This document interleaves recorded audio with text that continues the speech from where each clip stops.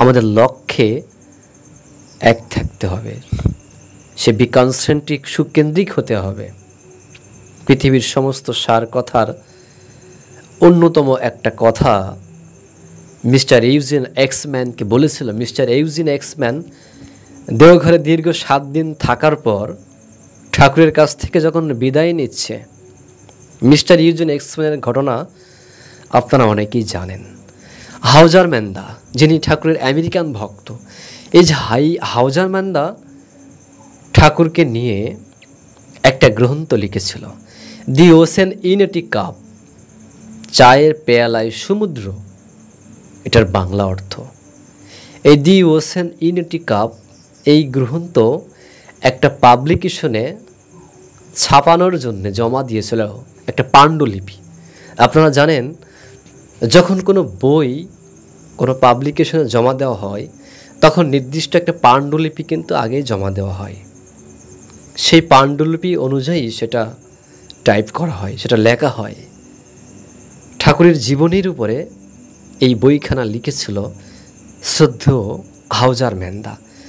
এই হাউজার ম্যান্দা একটা পাবলিকেশন হাউজে জমা দিয়েছিল সেই পাণ্ডুলিপিটা। ওই পাণ্ডুলিপিটা পড়েছিল মিস্টার ইউজিন এক্সম্যান, যিনি আমেরিকান একজন ওই পাবলিকেশন হাউজে চাকরি করত। তিনি পাণ্ডুলিপিটা পড়ছে আর চিন্তা করছে, এমনতর মানুষ, এমনতর মানব কি হয়? তাই তিনি ছুটে এসেছিল সেই দেওঘরে। দীর্ঘ 7 দিন থাকার পরে তিনি বলছেন যে, ঠাকুর, চোখ থেকে অশ্রু ঝরছে, ছলো ছলো কণ্ঠে বলছে, ঠাকুর, আপনি যা বলেছেন অতীতে এবং বর্তমান যা বলছেন, ভবিষ্যতে যা বলবেন, তার সার কথা এক কথায় যদি বলেন। সেদিন কিন্তু ঠাকুর বলেছিল, বি কনসেন্ট্রিক, সুকেন্দ্রিক হও। আমাদের জীবনে যদি সুকেন্দ্রিক হতে হয় তাহলে একজন সুকেন্দ্রকে ধরতে হয়। যখন দেখবেন ওই যে কাঁটা, ওই যে কম্পাস, ওই কম্পাস সেভাবে ঘোরায় যখন একটা বৃত্ত আমরা তৈরি করি, বৃত্তর একটা কম্পাসের একটা অংশ যদি একটা কেন্দ্রে যদি আমার না থাকে স্থাপন করা, তাহলে কিন্তু এই বৃত্তটা এলোমেলো হয়ে যায়। এটা কিন্তু দেখবেন খেয়াল করে। ওই সেই কেন্দ্র, অর্থাৎ তিনি কি বোঝাতে চাচ্ছেন, যে জীবনে সেই কেন্দ্রে আমাকে একজন থাকতেই হবে। সহজে কিন্তু ঠাকুরকে কেউ ভগবান ভাবেনি, বিভিন্নভাবে ঠাকুরকে পরীক্ষা করা হয়েছে। শত শত ভক্ত, শত শত মানুষ, হাজার হাজার মানুষ ঠাকুরের কাছে এসেছেন। সবাই কিন্তু ঠাকুরকে ছোট করার জন্যে, খাটো করার উদ্দেশ্যটাই বেশি ছিল। কিন্তু তিনি তো মহান পুরুষ, যুগপুরুষোত্তমম, তার ছায়াতলে যে আসে সে কিন্তু সহজেই সাইজ হয়ে যায়। এটাই হচ্ছে বাস্তবতা। এক ভক্ত এসে ঠাকুরকে বলছে, ঠাকুর, আপনার আশ্রমে আসতে আসতে রাস্তায় শুনি আপনার প্রচুর সমালোচনা হচ্ছে, আশ্রমের নামে প্রচুর বদনাম হচ্ছে, তো এতে আপনার খারাপ লাগে না? ঠাকুর তখন কি বলছেন? ঠাকুর বলছেন যে, তার মানে বুঝলাম যে সৎসঙ্গের কাজ কিছুটা শুরু হয়েছে। ঠাকুর কিন্তু সবসময় যারা সমালোচনা করত এদেরকে পজিটিভভাবেই নিত। কিন্তু আমরা কি করি? কেউ যদি আমাদের সমালোচনা করে, বিভিন্ন কথা বলে, অথবা আমার ঠাকুরের সমালোচনা করে, আমরা একেবারে তেড়ে পুড়ে যাই। এটা কিন্তু একেবারেই ঠিক নয়। হ্যাঁ, গুরুর নিন্দা শোনা একটা পাপ, কিন্তু তাকে বোঝাতে হবে, সুকৌশলে বোঝাতে হবে। আমরা প্রকৃতপক্ষে মানুষকে বোঝাতে ব্যর্থ হচ্ছি, যার কারণে ঠাকুরের আশ্রয় সেইভাবে আমরা আনতে পারছি না। এটা কিন্তু আমাদেরই ব্যর্থতা। কারণ তিনি এ যুগে যে কম্বলের লোম যদি আমরা বাঁচতে যাই, তাহলে কি হবে জানেন? পুরো কম্বলটাই পুরো কম্বলটাই বাদ দিতে হবে।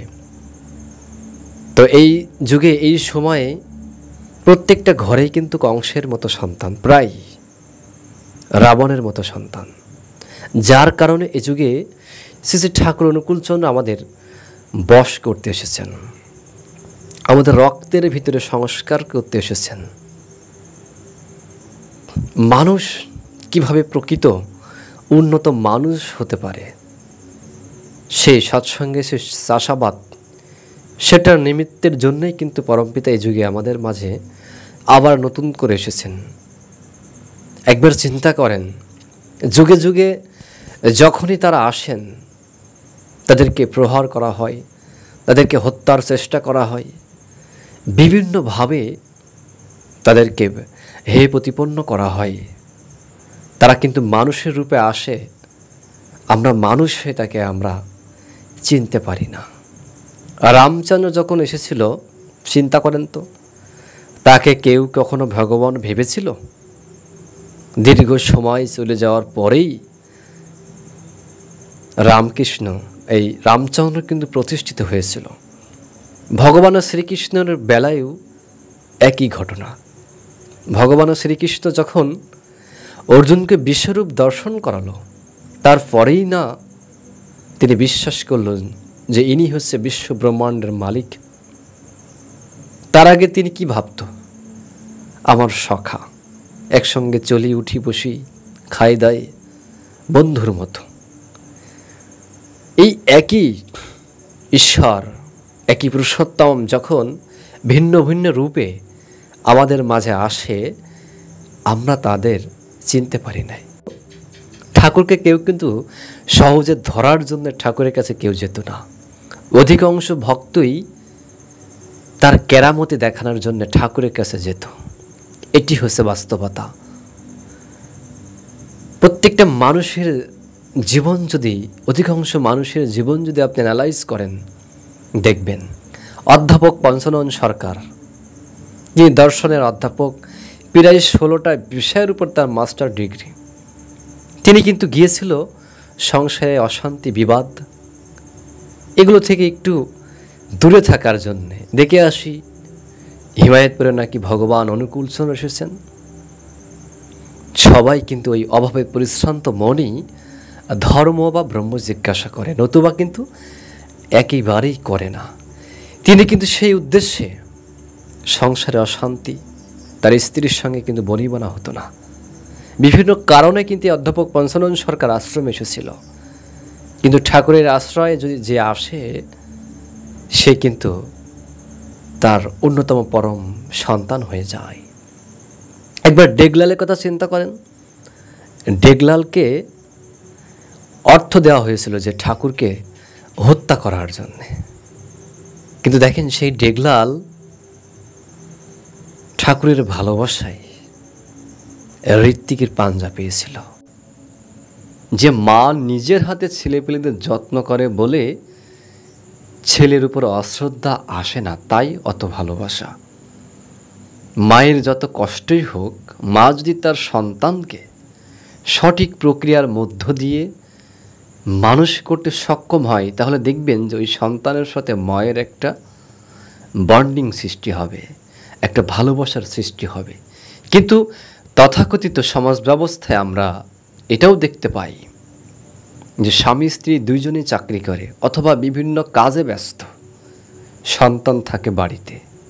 ওই সন্তান চাকর বাকরের মাধ্যমে মানুষ হচ্ছে। ধীরে ধীরে আস্তে আস্তে কিন্তু ওই চাকর বাকরের সাথেই ওই সন্তানের সম্পর্ক মজবুত হচ্ছে। আপনার সঙ্গে কিন্তু হচ্ছে না, আমার সঙ্গে কিন্তু হচ্ছে না। আমরা শুধু টাকা ইনকাম করলেই হবে না, এই অর্থের যদি সঠিক ব্যবহারও না শিখতে পারি, তাহলে কিন্তু এই অর্থ একদিন অনর্থের মূল হয়ে উঠবে। তাই তিনি বললেন যে খবরদার কাউকে হুকুম করে কিংবা চাকর বাকর দিয়ে গুরুর সেবা শুশ্রূষা করাতে যেও না। আমরা এই জায়গা থেকে খুব সাবধান থাকতে হবে। তথাকথিত সমাজ ব্যবস্থার মধ্য দিয়ে আমরা কিন্তু এটাই চিন্তা করি যে আমার অনেক অর্থ আছে, আমার অনেক টাকা আছে, আমি কিছু সংখ্যক কিছু পয়সা কিছু অর্থ কারোর হাতে তুলে দিই, সে একটা সৎসঙ্গ অধিবেশন দিয়ে দেবে, সে একটা হরিবাসর দিয়ে দিচ্ছে, সে একটা নামযজ্ঞের অনুষ্ঠান আয়োজন করছে। এটা কখনোই করবেন না, কারণ গুরু ভগবান ওই আপনি আর সে আর আপনি। প্রত্যেকটা মানুষের জীবনে একজন আইডল, একজন আদর্শ থাকতে হবে। শ্রী শ্রী ঠাকুর অনুকূলচন্দ্র দেওঘরে বসে আছেন একটা টুলের উপর। এক ভক্ত ঠাকুরকে যেই প্রণাম করতে যাবে, চৈত্র বৈশাখ মাস হঠাৎ করে একটা ঘূর্ণিঝড়ের মতো সৃষ্টি হয়ে ওই ভক্তের চোখের ভিতরে একটা কোটা ঢুকে গেল। ঠাকুর পুরো বিষয়টা দেখছেন। ওই শ্রদ্ধেয় দাদা আরেকজনের সাহায্য নিয়ে ওই চোখের থেকে ওই ময়লাযুক্ত কোটা বের করে ফেলল। ঠাকুর তখন বলছে যে দেখ, এই চোখ দুনিয়ার সব দেখবার পারে, এই বিশ্ব ব্রহ্মাণ্ডের সব কিছুই কিন্তু এই চোখ দিয়ে দেখতে পায়, কিন্তু যখন এই চোখে কোনো কিছু পড়ে, এই চোখ কিন্তু আর তাকে দেখতে পায় না। চিন্তা করেন, আমাদের এই চোখ দিয়ে আমরা সব কিছুই দেখতে পারি, কিন্তু যখন চোখের ভিতরে কোনো কিছু পড়ে তখন কিন্তু ওই চোখ দিয়ে, আমার এই চোখ দিয়ে আমার চোখের ভিতর থেকে কোটা বের করতে আমি সক্ষম নয়। আরেকজনের দুইটা চোখের সাহায্য দিয়ে আমার এই চোখের ভিতর থেকে আবর্জনা ময়লাযুক্ত কোটা বের করতে হচ্ছে। তাই তিনি বলছেন, তাই আমিও তো তাই বলি, প্রত্যেকটা মানুষের জীবনে একজন অপ্রিয়মান বৈশিষ্ট্য পালে, একজন আদর্শ, একজন আইডল থাকা চাই। তাই প্রত্যেকটা মানুষের জীবনে এক থাকতে হবে, ওই এককে কেন্দ্র করে চলতে হবে। আমি অনেক ধনী হতে পারি, কিন্তু আমি যদি অহংকারী হই, তাহলে কিন্তু একেবারেই আমাকে দুর্দশায় অবনত হতে হবে। ঠাকুর অনুকূলচন্দ্রের যুগে কি বললেন? অভাবে পরিশ্রান্ত মনই ধর্ম বা ব্রহ্ম জিজ্ঞাসা করে, নতুবা করে না। জীবনের উদ্দেশ্য অভাবকে একদম তাড়িয়ে দেওয়া। আমরা কি শিখেছি সারাটা জীবন? মানব জীবনের উদ্দেশ্য হচ্ছে ঈশ্বর প্রাপ্তি বা মোক্ষ প্রাপ্তি। ঠাকুর অনুকূলচন্দ্র এই আধুনিক বিজ্ঞানের যুগে তিনি কি বললেন? যে এই যে অভাবকে তাড়িয়ে দিতে হবে। অভাবে পরিশ্রান্ত মনই ধর্ম বা ব্রহ্ম জিজ্ঞাসা করে, নতুবা কিন্তু করে না। আর জীবনের উদ্দেশ্য অভাবকে একদম তাড়িয়ে দেওয়া। তাহলে দেখেন তো, চিন্তা করেন তো, জীবনের উদ্দেশ্য, আমরা বলছি যে মানব জীবনের উদ্দেশ্য হচ্ছে ঈশ্বর প্রাপ্তি বা মোক্ষ প্রাপ্তি। আবার ঠাকুর কি বললেন? যে জীবনের উদ্দেশ্য হচ্ছে এই অভাবকে একদম তাড়িয়ে দেওয়া। এই অভাবটা কোন অভাব? এই অভাবটা হচ্ছে সেটাই, এই যে পরম পুরুষের সাথে, পরম পিতার সাথে যেন আমার একটা বন্ডিংয়ের সৃষ্টি হয়, একটা ভালোবাসার সৃষ্টি হয়, এখানে যেন আমার জীবনে কোনো অভাব না থাকে। তাই মানব জীবনের উদ্দেশ্য কিন্তু আমাদের এই অভাবকে তাড়িয়ে দিতে হবে, নইলে কিন্তু আমরা সারাটা জীবন পদে পদে লাঞ্ছিত এবং বঞ্চিত হতে হবে। জীবনে যত কিছুই করি না কেন, জীবনের উদ্দেশ্য থাকতে হবে এককেন্দ্রিক। আমার জীবনের নেতা থাকতে হবে, আমার জীবনে বস থাকবে একজন। আমি দেবদেবীর পূজা করব, আমি যা খুশি মন চাই আমি তাই করব, কিন্তু আমার 37 ঠিক থাকতে হবে। আমি যাকেই ধরি না কেন, যদি ভগবান শ্রীকৃষ্ণকে ধরি তাহলে খুব শক্ত করে ধরতে হবে। আমি যদি রসুলকে ধরি খুব শক্ত করে ধরতে হবে। যদিও এনারা সবাই একজন, ভিন্ন ভিন্ন রূপে আসেন। আমি যদি ঠাকুর অনুকূলচন্দ্রকে ধরি, ঠাকুর অনুকূলচন্দ্রকে খুবই শক্ত করে ধরতে হবে, কারণ এ যুগের যুগগুরু, একেবারে লেটেস্ট ভার্সন, সর্বশেষ আপডেট শ্রী শ্রী ঠাকুর অনুকূলচন্দ্র। তবে একটাই সুবিধা, যদি শ্রী শ্রী ঠাকুর অনুকূলচন্দ্রকে ধরা যায় তাহলে জীবনে আরও অ্যাডভান্স লেভেলের শিক্ষা, অ্যাডভান্স লেভেলের সব কিছু পাওয়া আরও তোর সম্ভব হয়। পূর্ববর্তী যারা এসেছেন তাদের যে সংস্কার সেগুলো তো পাওয়া যায়, সেই সঙ্গে শ্রী শ্রী ঠাকুর অনুকূলচন্দ্র যা নিয়ে এসেছেন সেইগুলোও তার সঙ্গে যুক্ত হয়। এখানে একটা কথা আছে, আমি যদি পূর্ব কোনো গুরুদেবের দীক্ষা নিয়ে থাকি, নতুন করে যদি কোনো পুরুষোত্তম ভগবানের আবির্ভাব হয়, তার দীক্ষা আবার নেওয়া যায়। কারণ তিনি বারবার ওই একই জন আমাদের মাঝে আসেন।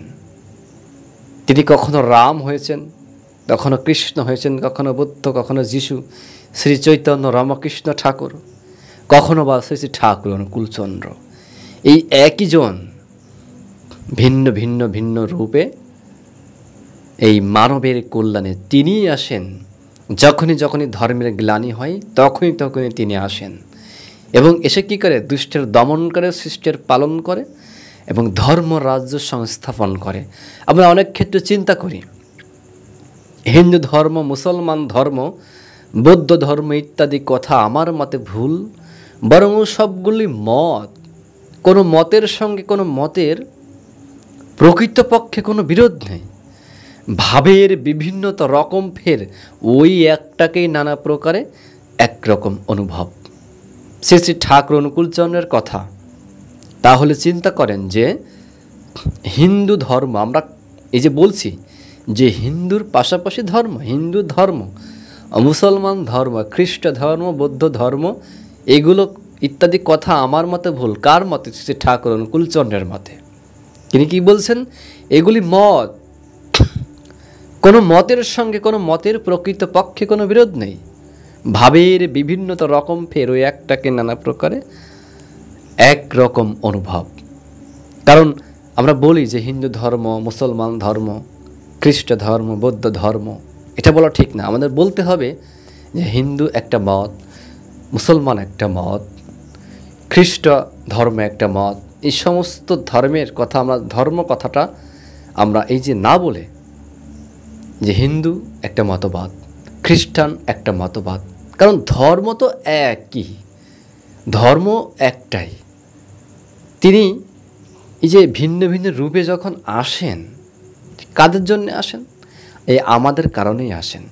চিন্তা করেন তো, ভগবান রামচন্দ্র যখন পৃথিবীর মানচিত্রে এসেছিল তখন কিন্তু আমাদের কল্যাণের জন্য এসেছিল। রামচন্দ্র কিছুদিন থাকার পর তার যে একটা মতবাদের সৃষ্টি হলো, কিছুদিন বাদেই যখন ভগবান শ্রীকৃষ্ণ আবার আসলো, ওই সেই রামচন্দ্র আবার কৃষ্ণরূপে এসেছেন, তখন ভগবান শ্রীকৃষ্ণের একটা মতবাদের সৃষ্টি হলো।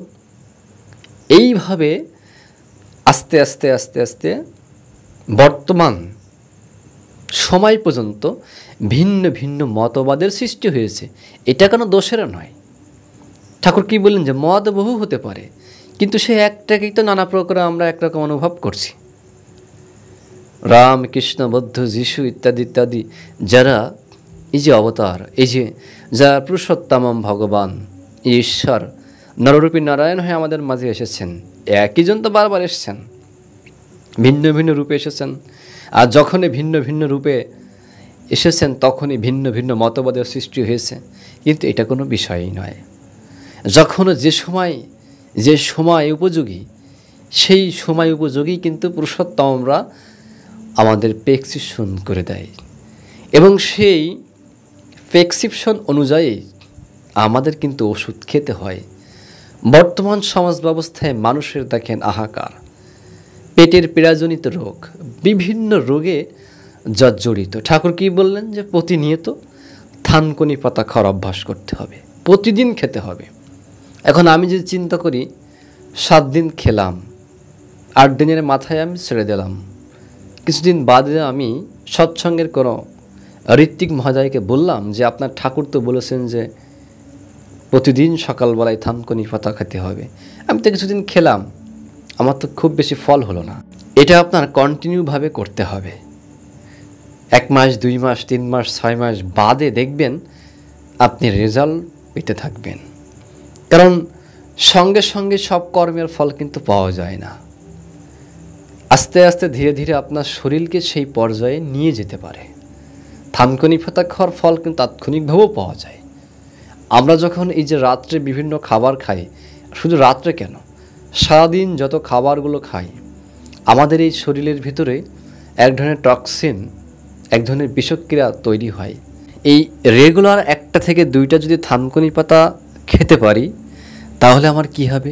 প্রস্রাব এবং পায়খানার মধ্য দিয়ে ওই টক্সিন জাতীয় যে বিষক্রিয় পদার্থ ওইটা খুব দ্রুতই বেরিয়ে যায় এবং সকাল থেকে রাত পর্যন্ত আমার শরীরটা আমি স্বাভাবিক প্রক্রিয়ার মধ্য দিয়ে আবার আমি নিজেকে নিয়ন্ত্রণ করতে পারি। ঠাকুর অনুকূলচন্দ্রের যুগে যা কিছু নিয়ে আসছেন সবই তো আমার আপনার ভালোর জন্যই নিয়ে আসছেন। তার যত রকম কথা, যত বাণী, যা কিছুই আছে সবই কিন্তু এই জীব, এই সমাজ ব্যবস্থা, এই সমস্ত বিশ্ব ব্রহ্মাণ্ডের কল্যাণের জন্যই কিন্তু আমাদের মাঝে নিয়ে আসছেন। তিনি কি বলছেন? যে আমি যা দিয়ে গেলাম সেটা তোমরা যদি সঠিকভাবে করে যাও, আগামী 10,000 বছর আমাকে না আসলেও চলবে। তার মানে কি? তিনি যা দিয়েছেন যদি ঠিকঠাকভাবে আমরা করতে পারি, আগামী 10,000 বছরের ভেতর কোনো মহাপুরুষের না আসলেও চলবে। তবে কথা কিন্তু একটা আছেই, ওই যে ভগবান শ্রীকৃষ্ণের কথা, যখন যখন ধর্মের গ্লানি হয় আমি তখন তখন আসি। যদি তার বিধিবিধানগুলো আমরা না পালন করতে পারি, আমাদের বাস্তব জীবনে যদি না করতে পারি, তাহলে তিনি আবার আসবেন, এটাই স্বাভাবিক। তো যে কথা আজকে যে আলোচ্য বিষয়, আজকে যে আলোচ্য টপিক, যে তুমি হুকুম করে বা চাকর বাকরতে কখনোই গুরুর সেবা শুশ্রূষা করাতে যেও না। এই জায়গায় আমাদের খেয়াল রাখতে হবে। আমরা অনেক সময় করি, ওই যে সন্তান কিন্তু চাকর বাকরের মাধ্যমে মানুষ হচ্ছে, পিতামাতার সাথে বন্ডিংটা হচ্ছে না, পিতামাতার সঙ্গে সম্পর্কটা খাঁটি হচ্ছে না, যার কারণে সে একটা সময় কিন্তু একাকিত্ব ভোগ করছে, ডিপ্রেশনে চলে যাচ্ছে। আমাদের কিন্তু এই জায়গায় খেয়াল রাখতে হবে। আমরা যদি আমাদের সমাজকে বাঁচিয়ে রাখতে চাই, ধর্মের কোনো বিকল্প নেই। আপনি যদি বলেন যে আপনার অনেক অর্থ আছে, অনেক বিত্ত আছে, অথবা আমি যদি বলি যে আমার তো অনেক পয়সা করি, আমার তো ইত্যাদি ইত্যাদি অনেক কিছুই আছে, আমি কেন অযথা ধর্ম করতে যাব? দেখুন, আমরা যখন পৃথিবীতে আসি তখন কিন্তু ওই মাতৃগর্ভেই কিন্তু আমরা প্রতিজ্ঞাবদ্ধ হই, হে পরমপিতা, ঠিক এইভাবে প্রার্থনা করি যে দয়াল, তুমি আমার এই অন্ধকার, এই জগৎ থেকে বের করে দাও, একটা আলোর জগতে দাও। ওই আলোর জগতে এসে, ওই পৃথিবীতে এসে আমি একমাত্র তোমারই সেবা করব, তোমারই দাস হয়ে তোমারই কাজ করব। কিন্তু দুঃখের বিষয়, অত্যন্ত পরিতাপের বিষয়, এই পৃথিবীর রূপ, রস, গন্ধ ইত্যাদি ইত্যাদি সব, এই সব কিছুর মোহে আমরা তাকে ভুলে যাই। দেখবেন বোতলের গায়ে লেখা থাকে, শেক দ্য বোতল বিফোর ইউজ, সেবনের পূর্বে ভালো করে ঝাঁকিয়ে নিন। অর্থাৎ কেন কথা লেখা থাকে? একটা সিরাপ যখন তৈরি করা হয়, ওই সিরাপের ভেতর যে মেডিসিনটা ব্যবহার করা হয়, ওই মেডিসিনটা নিচে একটা পারদ পড়ে যায়। যখন আমি যদি এভাবে ভালো করে ঝাঁকিয়ে নিই, তাহলে কি হয়? ওই সমস্ত তরল পদার্থের ভেতরে ওই মেডিসিনটা একটা মিশ্রণ হয়।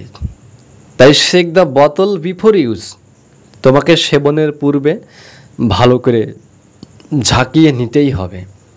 আর মানব জীবনে ভালো করে ঝাঁকিয়ে নেওয়াটাই হচ্ছে এই দীক্ষা। 5 বছর বয়সে নাম নিতে হবে, অন্তত নামটা নিয়ে রাখতে হবে। 12 বছর বয়সে পূর্ণাঙ্গ দীক্ষা নেওয়ার ব্যবস্থা করতে হবে। 5 থেকে 7, 7 থেকে 12, তার ঊর্ধ্বে 14। এরপরে যদি তোমার সন্তানের কোনো কিছু হয়ে যায়, এর দায়ভার কিন্তু আমাকে দিতে পারবা না। সে ঠাকুরেরই কথা। চিন্তা করেন যে তুমি বিধিকে অবজ্ঞা করতে পারো, নীতিকে তাচ্ছিল্য করতে পারো, প্রবৃত্তি পরিচর্যায় আত্মনিয়োগ করতে পারো, কিন্তু বিহিত যা বলতে কি? ভগবানের বিধান বিহিত যা তা না করলে প্রকৃতির শাসন যেখানে যেমন প্রয়োজন তেমনতরভাবেই চলবে, রেহাই দেবে না তোমাকে। তার মানে কি? যা ইচ্ছা তাই করবে তুমি, তা কিন্তু চলবে না। ভালো ছাড়া মন্দ করলে পরিস্থিতি ছাড়বে না। আমি যদি ভালো ছাড়া মন্দ করি, পরিস্থিতি কিন্তু আমাকে ছাড়বে না। এই পৃথিবীর বুকে দেখেন, যারা ভালো ছাড়া মন্দ করেছে পরিস্থিতি তাদের ছাড়েনি। এটা কিন্তু আমার আপনার খেয়াল রাখতে হবে। তো যে কথা বলছিলাম যে আমার অনেক অর্থবিত্ত ধন সম্পদ থাকা সত্ত্বেও আমাকে তাকে ধরতে হবে, এটা তো আমার আজ আছে কাল নেই, পরশু হয়তো তাও থাকবে না। এই পৃথিবীর সব কিছুই কিন্তু পরিবর্তনশীল, পরিবর্তন হচ্ছেই।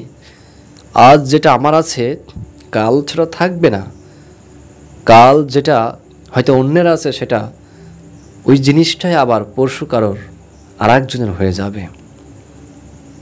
পরিবর্তনশীল, স্থায়ীভাবে কিছু থাকবে না। স্থায়ী থাকবে একমাত্র সে আর আমি সেই আদি সত্তা থেকে এসেছি, সে লাদনি শক্তি থেকে এসেছি। তো ঠাকুর বলছেন যে মনি, শুধু নাম করছো, নামের সঙ্গে নামীকেও স্মরণ রেখো। আমরা অনেক সময় এই যে এটা বলি থার্ড আই, এই যে আগ্রাচক্র, এই আগ্রাচক্রে যখন গুরুমূর্তি ধ্যান করি তখন অবশ্যই মনে রাখতে হবে আমার জীবনে যিনি গুরু, তার মূর্তি, তার যে ছবি, তার যে পুরো স্ট্রাকচার, এটা যেন আমার স্মরণে মননে একেবারে থাকে। আমি যেন তাকে কল্পনা করতে করতে নাম করতে পারি। আমি হাঁটতে, উঠতে, বসতে, চলতে, ফিরতে একটা গাছ দেখছি, গাছে অনেকগুলো ফুল, ওই ফুলের ভিতরেও আমার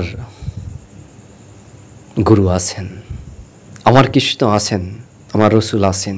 এই যে সমস্ত সত্তার ভিতরে তাকে কল্পনা করতে হবে, তাকে ভাবতে হবে এবং অনবরত সেই বীজ নাম জপ করতে হবে, কন্টিনিউ জপ করতে হবে প্রতিনিয়ত, প্রত্যেকটা ন্যানো সেকেন্ড, প্রত্যেকটা সেকেন্ড, 24টা ঘন্টায় আমাকে নামময় হয়ে থাকতে হবে। কারণ যতক্ষণ পর্যন্ত আমার এই শরীরে নাম থাকে, আমার দেহে নাম যতক্ষণ পর্যন্ত করব ততক্ষণ পর্যন্তই কিন্তু তিনি আমার মাঝে থাকেন। নাম ছাড়া তিনি থাকেন না। কারণ সবসময় এখন তাহলে চিন্তা করেন, আমি হয়তো কোনো কাজ করছি বা কোনো অফিসে আছি, কোনো ব্যবসায়িক কাজে আছি, তার ভিতরে ঠাকুরের নাম কিভাবে করব? ঠাকুরের কি বলা আছে যে মানুষ যখন কোনো একটা কাজ করে, দেখবেন অনেকেই গুনগুন গুনগুন করে গান করে, ওই গান গাইতে গাইতে গাইতে গাইতে কাজ করে। এতে করে কাজের কিন্তু ক্ষতি হয় না, কাজের কিন্তু আরও গতি বাড়তে থাকে। এই নাম যদি আমরা হৃদয়ে, এই মন দিয়ে করতে থাকি তাহলে ওই কাজেরও কোনো ক্ষতি হয় না। করে দেখবেন, অভ্যাস করবেন, প্রতিনিয়ত চেষ্টা করতে হয়। 3 বেলা অন্তত 45 মিনিট করে ধ্যান করা আমাদের একান্ত কর্তব্য। নাম ধ্যানের ভিতরে আমাদেরকে থাকতেই হবে। নামে মানুষকে তীক্ষ্ণ করে, অর্থাৎ ধারালো করে, আর ধ্যানে মানুষকে স্থির ও ঘূর্ণক্ষম করে। এই যে নাম করলাম, নাম করে কি হলো, আমার মেমোরিটা ধারালো হলো, আমার একটা প্রশস্ত জায়গা তৈরি হলো, আমি যা কিছুই দেখছি আমি খুব সহজেই বুঝতে পারবো। এবং ধ্যান করলে কি হবে, আমার ওই জিনিসটা স্থির হবে এবং গ্রহণক্ষম হবে, আমার আয়ত্তর ভিতরে আসবে। ধ্যান করলে কি হয়, মানুষের চাঞ্চল্য, আমরা অনেকেই দেখবেন যে অনেক চঞ্চল প্রকৃতির, মানে হাত পা ছুটছে, মানে অতিরিক্ত কথা বলছি, এই যে চঞ্চলতা ভাব, অহেতুক যে চিন্তা ভাবনা, এই জিনিসগুলো কি হয়, পরিহার হয়ে যায়। এখান থেকে আমরা কিন্তু শান্ত প্রকৃতির হয়ে যেতে পারি। পাশাপাশি আমাদের অবশ্যই নিরামিষভোজী হওয়ার চেষ্টা করতে হবে, সাত্ত্বিক আহারই হতে হবে। তাহলে চিন্তা করেন যে এখন আমি নিরামিষ বা কেন খাবো? পরম পিতার কাজ যদি সঠিকভাবে করতে চান আপনাকে অবশ্যই নিরামিষভোজী হতেই হবে, এর কোনো বিকল্প নেই। দেখেন, একটা নেগেটিভ, একটা পজিটিভ। আমার এই দেহটা হচ্ছে প্রাণী দেহ। আমি যখন একটা ছাগলের মাংস খাচ্ছি ধরেন, একটা মুরগির মাংস খাচ্ছি ধরেন, ওই ছাগল, ওই মুরগি ইত্যাদি ইত্যাদি অনেক কিছু হতে পারে। ওই সমস্ত প্রাণী কিন্তু আমার এই প্রাণী দেহে যে সমস্ত কোষ দিয়ে তৈরি, সেম কোষ কিন্তু ওই প্রাণী দেহের ভিতরেও তৈরি। একটা ছাগলেরও কিন্তু সেম কোষ দিয়েই তৈরি, এটা কিন্তু আমার কথা না, শ্রী ঠাকুরের কথা। একটা নেগেটিভ, একটা পজিটিভ। ধরুন প্রাণীকুলগুলো সব হচ্ছে নেগেটিভ, আর উদ্ভিদকুলগুলো হচ্ছে সব হচ্ছে পজিটিভ। অথবা ধরতে পারেন যে প্রাণীকুলগুলো সব হচ্ছে পজিটিভ এবং উদ্ভিদকুলগুলো সব হচ্ছে নেগেটিভ। তো যখন আমার এই শরীরে আমি যখন একজন প্রাণী হয়ে আরেকজন প্রাণীর দেহের মাংস যখন আমি ভক্ষণ খাচ্ছি, তখন কিন্তু আমার ভিতরে একটা রিয়াকশন তৈরি হচ্ছে। কারণ বস্তু তো একই, আমাকে কিন্তু একটা ধাক্কা দিচ্ছে, কারণ দুইটাই পজিটিভ হয়ে যাচ্ছে। তদ্রূপভাবে যদি আমি একটা জিনিস চিন্তা করি, আমি যদি উদ্ভিদ বা তৃণভোজী, এই যে উদ্ভিদ যে সমস্ত জিনিস উপাদানগুলো আছে, সেই জিনিসগুলো যদি আমি খাই, তাহলে কি হবে? একটা নেগেটিভ হয়ে যাচ্ছে আর আমি ধরেন পজিটিভ, ওটা কিন্তু সহজে আমাকে গ্রহণ করছে। চুম্বকের দুইটা মেরুই যদি ধরুন দুইটা উত্তর মেরু যদি এভাবে আমরা স্পর্শ করার চেষ্টা করি, সংযুক্ত করার চেষ্টা করি, ওটা কিন্তু আমাকে কি করবে? বিচ্ছিন্ন করে ফেলে দিবে। যখন এক পাশ উত্তর মেরু, এক পাশ দক্ষিণ মেরু এইভাবে সংযোগ করানো হবে, তখন কিন্তু এই দুইটার সঙ্গে সংস্পর্শ বা সংযোগ স্থাপন হবে। অর্থাৎ একটা পজিটিভ একটা নেগেটিভ থাকতেই হবে। অর্থাৎ প্রাণী দেহে কখনোই অন্য একটা প্রাণীর শরীরের মাংস কখনোই হজম হয় না। এটাই হচ্ছে বাস্তবতা। তাই তথাকথিত সমাজ ব্যবস্থার ভেতর দিয়ে যদি আমরা ভালো কিছু করতে চাই, দেখেন সারা পৃথিবী থেকে তাকিয়ে দেখেন, অধিকাংশ মানুষই কিন্তু আজকে সাত্ত্বিক আহারের দিকে ঝুঁকে পড়ছে। অনেক সেলিব্রিটি বলতে পারেন, অনেক ক্রিকেটার বলতে পারেন, ইত্যাদি ইত্যাদি অনেক কিছুই থাকতে পারে। তারা ম্যাক্সিমাম কি করছে? শরীরকে কন্ট্রোল করছে, নিয়ন্ত্রণ করছে প্রতিনিয়ত। এবং তাদের তো টাকা পয়সার অভাব নেই, অভাব না থাকা সত্ত্বেও তারা দেখেন এই যে সাত্ত্বিক আহারগুলো গ্রহণ করছে। এত কথা বাদ দেন, ভগবান যা বলছেন সেটা আমাকে অক্ষরে অক্ষরে পালন করতে হবে। যদি না পালন করতে পারি সেটা আমার ব্যর্থতা। কিন্তু এই বিষয় নিয়ে আমি কাউকে বা কারোর সঙ্গে তর্কে জড়িয়ে না যাই, এটাও কিন্তু আমার খেয়াল রাখতে হবে। ধরুন একজন সাত্ত্বিক আহার করছে, একজন নিরামিষভোজী, আমি হয়তো মাছ মাংস খাই, আমিষ খাই, আমি তাকে হয়তো বললাম বিভিন্ন আজেবাজে কথা বললাম, কিন্তু আমার পক্ষে কিন্তু এটা একেবারেই বলা উচিত নয়। কারণ ভাই ঠিক আছে, আমি তো করছি না, কিন্তু আমি আরেকজনকে কেন বাধা দিব?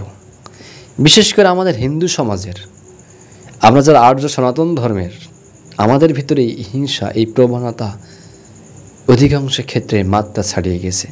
আমার মুমিন ভাইয়েরা দেখেন, ছোট ছোট ছেলে মেয়েরা খুব সকালবেলা, খুব ভোরবেলা আমি দেখি তারা কোরআন তেলাওয়াত করে, কোরআন শরীফ পড়ে, বিভিন্ন মাদ্রাসায় যায়।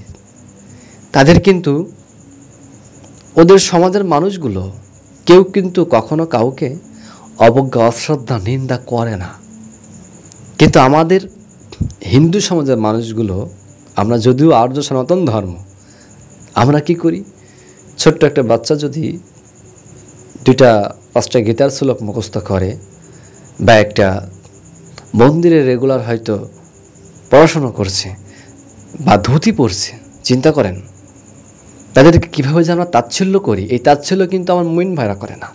এই তাচ্ছিল্য কিন্তু আপনার যে হিন্দু সমাজ, যে তথাকথিত আমরা নিজেকে অনেক বড় জ্ঞানী, অনেক বড় প্রজ্ঞা, বিজ্ঞ ইত্যাদি ইত্যাদি আমরা মনে করি, আমরাই কিন্তু তাদেরকে দাবিয়ে রাখার চেষ্টা করি, ছোট করি। সে হয়তো একটা পথে এসেছে, সে হয়তো নতুন ধুতি পরা শিখেছে। এই ধুতি তো আর্য সনাতন কৃষ্টির পোশাক, তাকে আমরা খুব হেয় প্রতিপন্ন করি। কত খারাপ অ্যাঙ্গেলে আমরা তার দিকে তাকাই। এই জায়গা থেকে আমাদের কিন্তু এই মেন্টালিটির জায়গা আমাদের পরিবর্তন করতে হবে।